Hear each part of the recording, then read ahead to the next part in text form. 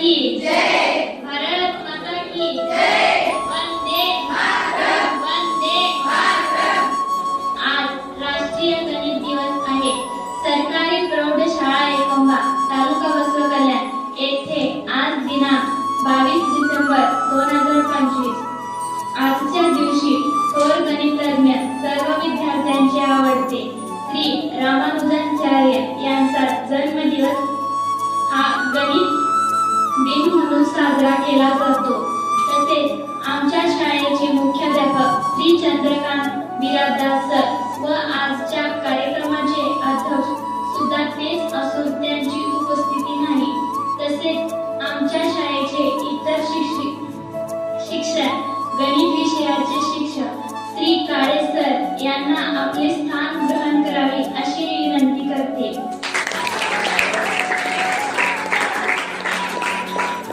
मराठी विषयाचे शिक्षक मदन सर यांना आपले स्थान ग्रहण करावे अशी मी विनंती करते।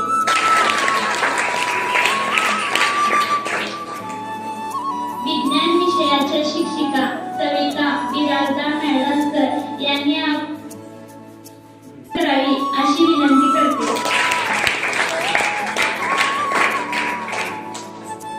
विषयाच्या शिक्षिका सुकन्या मॅडम यांनी आपले स्थान ग्रहण करावे। नंतर व्यासपीठावरील सर्व मान्यवरांनी मिळून रामानुजन यांच्या प्रतिमेची पूजा करून घ्यावी अशी विनंती करते।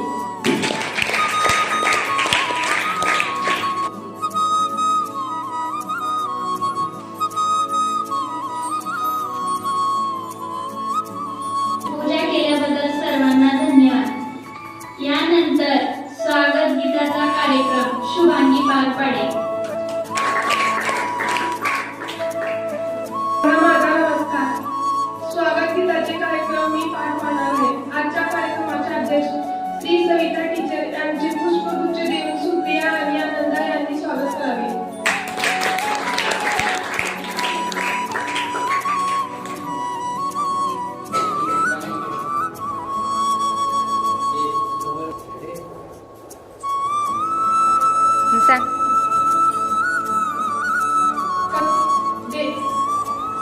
काळेकर यांचे स्वागत पुष्पगुच्छ देऊन मनीषा आणि समृद्धी यांनी करावे।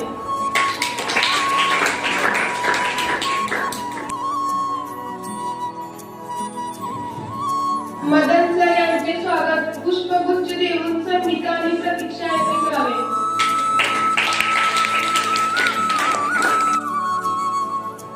सुकन्या टीचर स्वागत पुष्पगुच्छ देऊन सोनाली आणि प्रज्ञा यांनी करावे।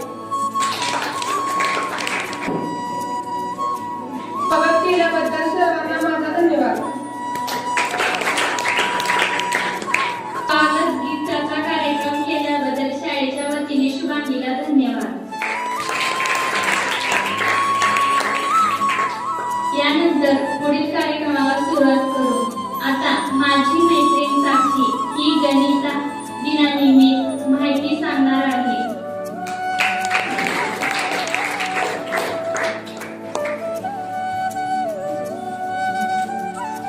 येथे उपस्थित असलेल्या सर्वांना माझा नमस्कार आणि सर्वात आधी राष्ट्रीय गणित दिनाच्या हार्दिक शुभेच्छा।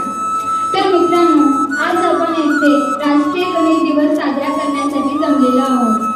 दरवर्षी 22 डिसेंबर हा राष्ट्रीय गणित दिवस म्हणून साजरा करतो।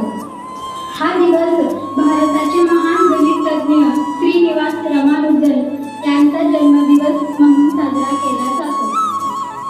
श्रीनिवास रामानुजन हे भारताचे नव्हे तर संपूर्ण जगात महान गणितज्ञ होते आणि 22 डिसेंबर 2012 रोजी भारताचे माजी पंतप्रधान डॉक्टर मनमोहन सिंग यांनी यांचा जन्मदिवस राष्ट्रीय गणित दिवस म्हणून साजरा करण्याचे घोषित केले। मित्रांनो, गणिताशिवाय आपण काहीही करू शकत नाही। आपल्या आजूबाजूची प्रत्येक गोष्ट गणित आहे। आपल्या सभोवतालची प्रत्येक गोष्ट संख्या आहे। हे मानवी आत्म्याचे सर्वात सुंदर सर्व शक्तिशाली निर्मिती आहे। गणित हा विषय विज्ञान तंत्रज्ञानाचा आधारस्तंभ आहे। गणित हा केवळ आकड्याचा विषय नसून तो आपल्या दैनंदिन जीवनाचा अविभाज्य भाग आहे. पैसे मोजणे, वेळ मोजणे, अंतर मोजणे, विज्ञान, तंत्रज्ञान, संगणक अशा अनेक क्षेत्रात गणिताचा मोठा उपयोग होतो. रामानुजन यांना संख्या सिद्धांतात अनंत श्रेणी, बीजगणिते अशा विषयात महत्त्व दिले.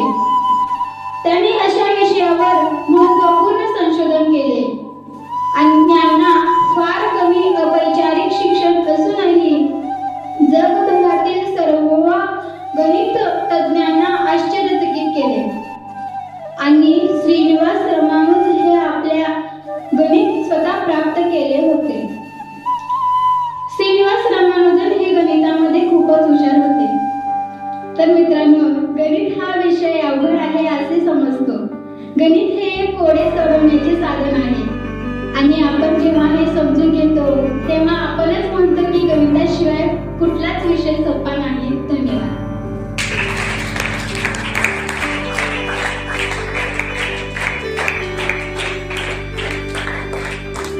तर साक्षींना शाळेच्या वतीने धन्यवाद. तर पुढील कार्यक्रम प्रयागने सादर करावे अशी तिला विनंती करते. धन्यवाद. नमस्कार. तर आज आम्ही आमच्या शाळेमध्ये राष्ट्रीय गणित दिवस म्हणून साजरा करत आहोत. आमच्या शाळेतील गणित विषयाचे शिक्षक श्री काळे सर यांना मी विनंती करते की त्यांनी प्रथम ऍक्टिव्हिटी सादर करावी.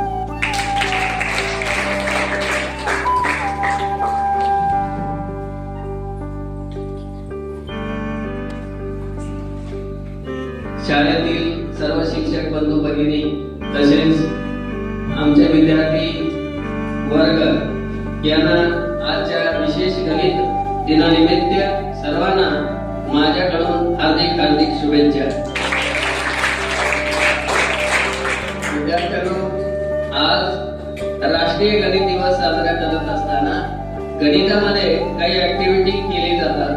त्यामधली पहिली ऍक्टिव्हिटी आपण करत आहोत. तुमच्या समोर एक वेगळ्या आकाराचा किंवा वेगळ्या आकाराची एक वस्तू आहे. त्याचं नाव काय? शंकू. गुड. ही दुसरी वस्तू आहे. या वस्तूचं नाव काय? वृत्तचित्ती. त्याच्यानंतर शंकूचा हा कसला भाग आहे? वर्तुळाकार. शंकूचा पाया असतो का माथा? पाया. मग वर्तुळाकार राहिल्यानंतर सेम असंच या वृत्तचित्तीला पाहिल्यानंतर काय वाटतं बघा. त्याचा माथा कसा वाटतो? वर्तुळाकार. त्याला काय म्हणतो आपण? वृत्तचित्ती. माथा कसा आहे? वर्तुळाकार. तळ कसा आहे? तळ वर्तुळाकाराचा आहे. निमुळते ह्याचे शंकूचे तो. त्याच्यानंतर शंकूचा तळ वर्तुळाकार आणि वृत्तचित्तीचा तळ आणि माथा दोन्ही वर्तुळाकार आहे. आता शंकूचा तळ वृत्तचित्तीच्या माथा किंवा तळावर ठेवतो. एकमेकांना तंतोतंत जोडलेले आहेत का बघा. मग याचा तळ आणि माथा कसा आहे? समान आहे का वेगळा? समान आहे. मग या दोघांची त्रिज्या कशी वाटते? समान आहे. मग हे दोन्ही असं जर आपण ठेवलो सरळ किंवा उलटे, त्या दोघांची उंची कशी वाटते?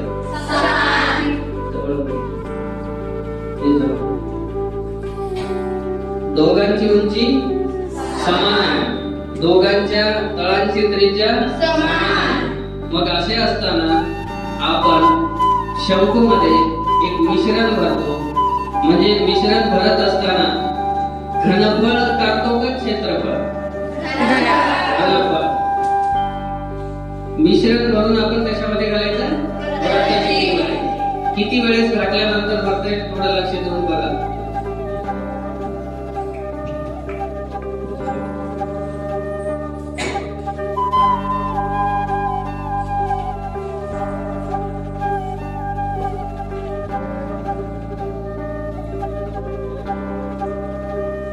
किती वेळेस झालं?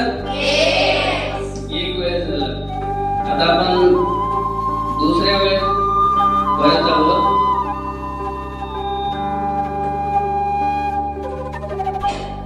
हे किती वेळेस झालं? भरले का भरतचं चित्ती?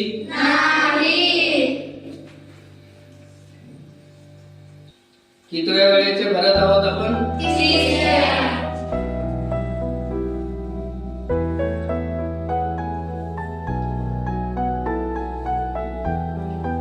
भरली का?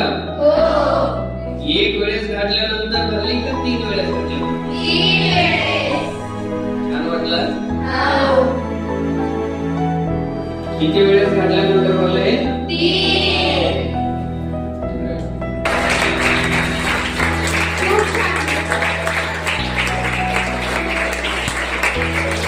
धन्यवाद. ऍक्टिव्हिटी करून दाखवल्याबद्दल धन्यवाद.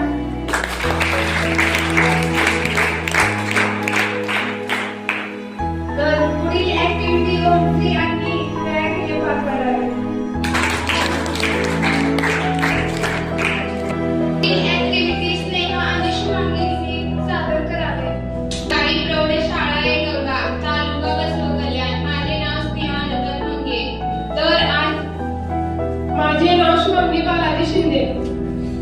तर आज आम्ही शंभू व्रतचित्ती गोल यांची माहिती सांगणार आहोत. शंभूचा माथा कसा असतो?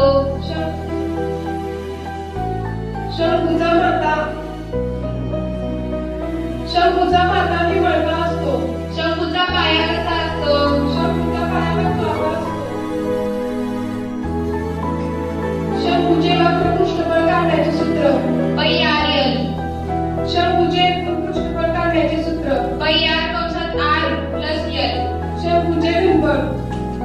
1/3 पैयार वर्ग H. तर आता आम्ही शंभूबद्दल माहिती दिलेली आहे. आता व्रतचित्तीबद्दल देणार आहोत.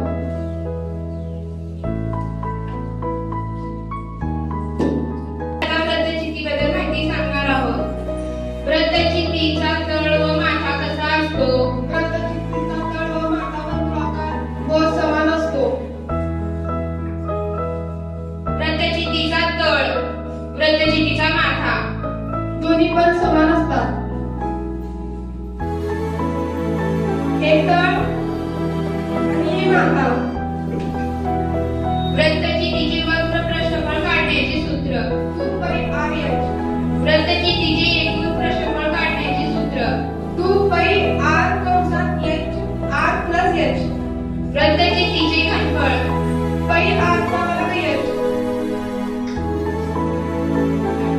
आता आम्ही गोलाबद्दल माहिती सांगणार आहोत. गोलाचे पृष्ठफळ काढण्याचे सूत्र. 4πr वर्ग.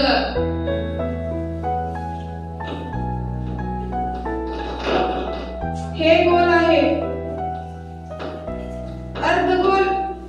अर्धगोल वक्र पृष्ठफळ. 2πr वर्ग. अर्धगोलाचे एकूण पृष्ठफळ. 3πr वर्ग. गोलाचे घनफळ. 4/3 पैयारचा घन. धन्यवाद.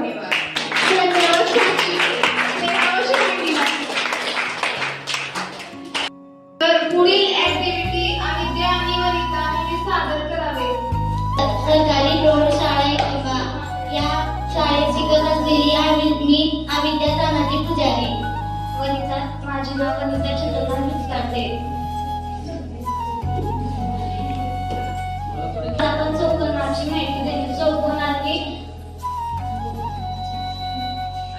माहिती देणार आहे.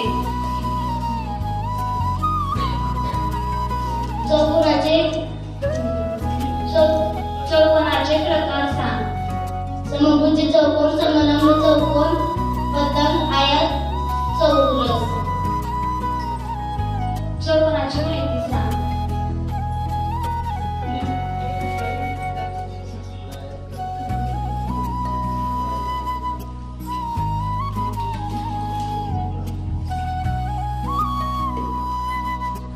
माझ्या हातामध्ये आयत आहे. मी याचे चौकोन आयतचे गुणधर्म सांगणार आहे.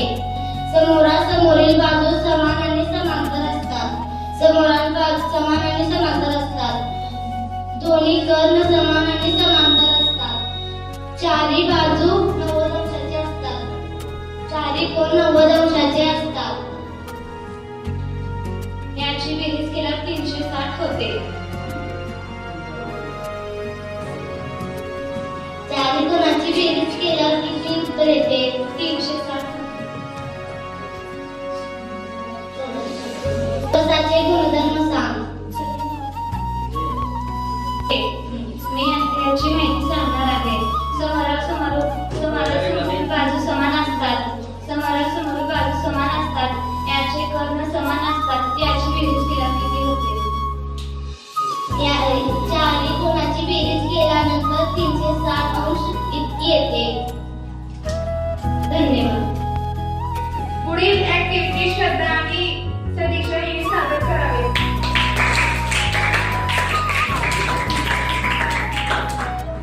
नाव श्रद्धा प्रवीण जमादार.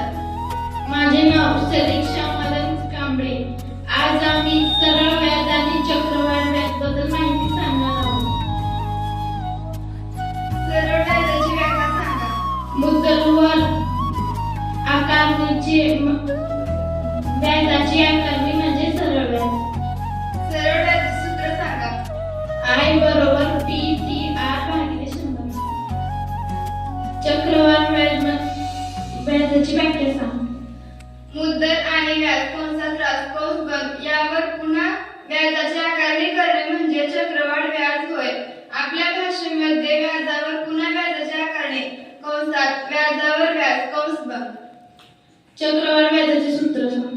A बरोबर P कंसात 1 अधिक R भागिले 100 कंस बंद घातांक n. धन्यवाद.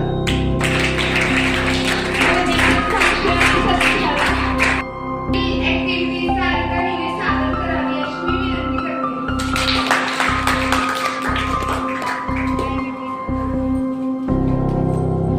प्रौढशाळा एकंबा. माझे नाव सारिका विलापा पुजारी. मी आज GST आणि VAT व्याजबद्दल माहिती सांगणार आहे. GSTचा विस्तार सांगा. GST वस्तू व सेवा कर. GST कोणत्या वर्षी लागू झाला? GST 2017 मध्ये लागू झाला. GSTचे महत्त्व. आपल्या भारत देशामध्ये प्रत्येक राज्यात समान वस्तू आणि सेवा कर असतात. 1 जुलै 2017 मध्ये GST लागू झाला.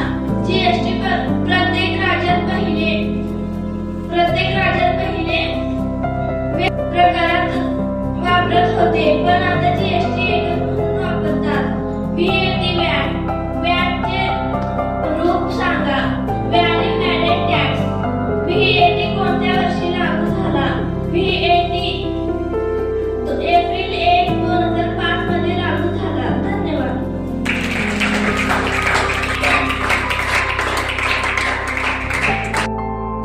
उदाहरण सांगितल्याबद्दल सर्वांना धन्यवाद. व पुढील ऍक्टिव्हिटी समीक्षा आणि साक्षी यांनी सादर करावे.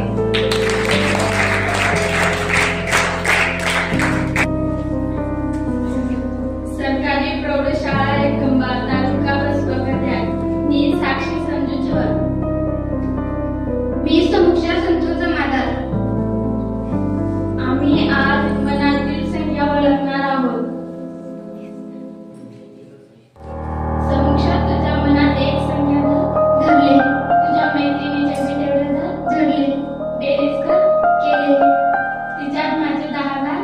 केले. तिच्यातले आकडे तेव्हा कधी दिले. तुझ्या मैत्रीतून जेवढे घेतले तेव्हा पैसे दिले. तुझ्यापाशी 5 होते का?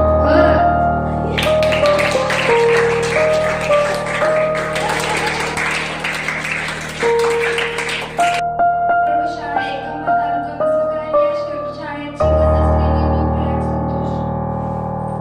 मी ओमश्री नेताजी साळुंके. आजचा विषय. आज आम्ही या वर्तुळावर काही चर्चा करणार आहोत. वर्तुळ म्हणजे काय? प्रतलावरील एका ठराविक बिंदूपासून समान अंतरावर असलेल्या बिंदूच्या चलनमार्गाला वर्तुळ असे म्हणतात. वर्तुळामध्ये या बिंदूला काय म्हणतात?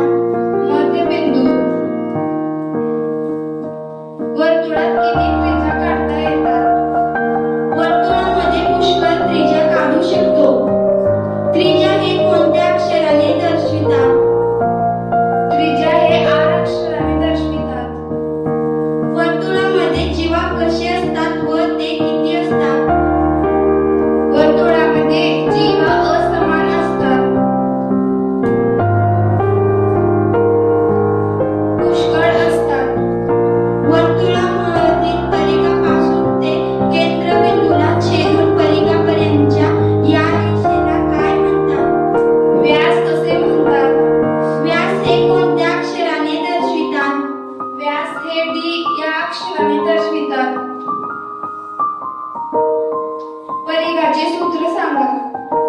पणिकाचे सूत्र C बरोबर 2 पाई R. वर्तुळाचे काही उदाहरण. बांगडी. धन्यवाद.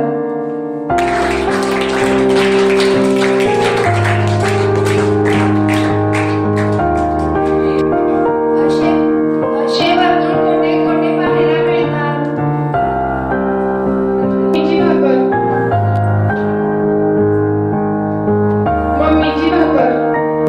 पप्पाचे पैसे. पातेल्यावरचे झाकण. कॅसेट. CD cassette. गाडीचे चाक. तर पुढील कार्यक्रम आदित्य आणि वनितांनी करावे. सरकारी प्रयोगशाळेत खंबा. माझे नाव वनिता चंद्रकांत काटे, तालुका विश्व कल्याण, जिल्हा बिदर. माझे नाव आदित्य नागाचे पुजारी. आम्ही दोघे आठवीला शिकत असून आज आम्ही चौकोनाचे गुणधर्म सांगणार आहोत. ते प्रकार सांग. समभुज चौकोन. चौकोन, आयत, पतंग यापैकी कोणत्या तरी दोन ह्याचे गुणधर्म येतात का? येतात. सांग. समरभाग. अध्यक्ष श्रीमती सविता टीचर यांच्यासोबत एक गणितीय खेळ खेळणार आहोत.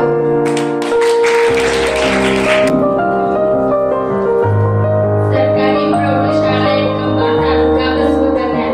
मी साक्षी संजू चव्हाण. मी आज मनातील संख्या ओळखणार आहोत. एक संख्या मला पकडण्यास सांगते. टीचर, तुम्ही एक मला संख्या पकडले. टीचर, तुमच्या मैत्रिणीच्या मी तेवढ्या झाल्या.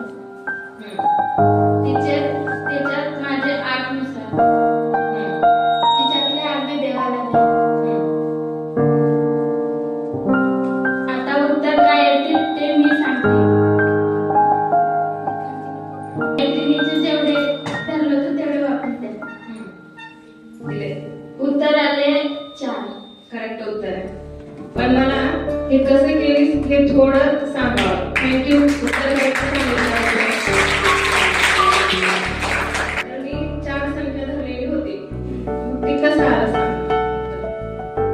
म्हणजे उरलेली संख्या तू कसं काढलीस?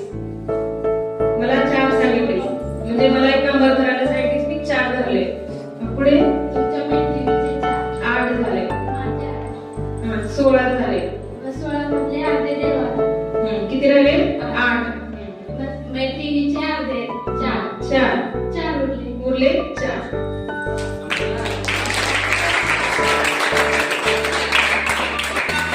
टीचर व साक्षीने सुंदर अशा प्रकारे गणितीय खेळ खेळल्याबद्दल धन्यवाद.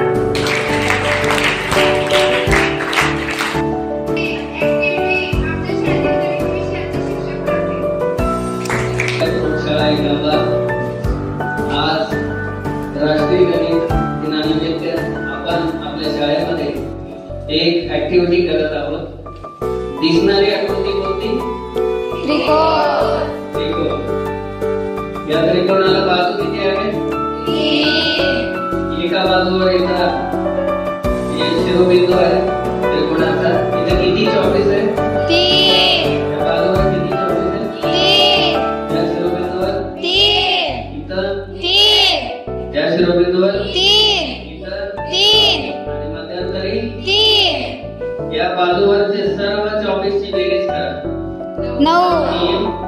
3, 6 आणि 3 त्या बाजूवरची बेरीज करा.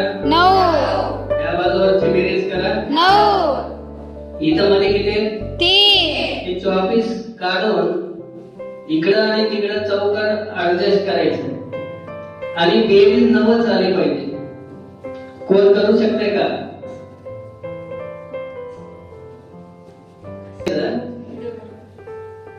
आणि कुठं तर ठेवून दाखवायचं. दोन दोन 24 एका वेळेस ठेवायचं आणि प्रत्येक बाजूची बेरीज किती आली पाहिजे? 9 9 आली पाहिजे. करू शकते कोण?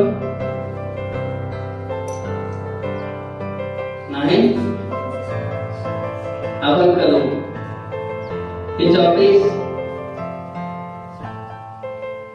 इथं ठेवू आपण. किती झाले बघा बेरीज? 3 आणि 4 7 आणि 3 10 होते. आणि तिकडे बेरीज करा 9 आहे. तिकडे बेरीज 9 आहे. इथं येते का बेरीज 9? आता एक काम करायचं, इथलं एक 24 इथं ठेवायचं. बघा बेरीज किती होते? 2 आणि 4 2 आणि 4 6 आणि 3 2 आणि 4 6 आणि 3 3 आणि 3 6 आणि 3 झाले 9. पुन्हा 2 24 उचलायचे, ऍडजस्ट करायचं, पुन्हा बेरीज 9 आली पाहिजे. एक 24 उचलायचं, इथं ठेवायचं,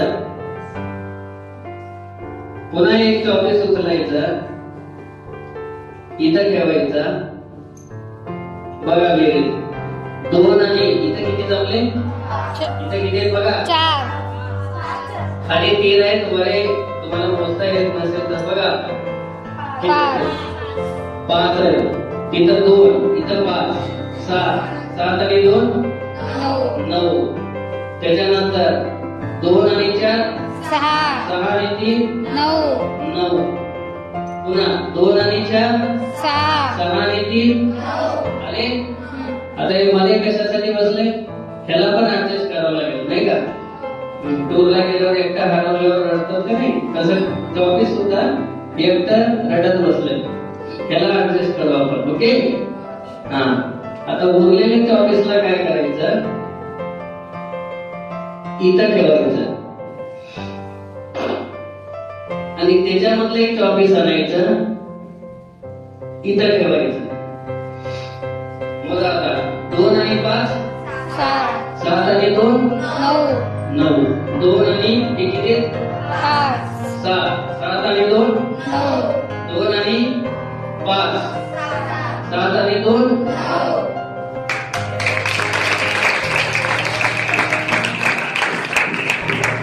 थँक्यू.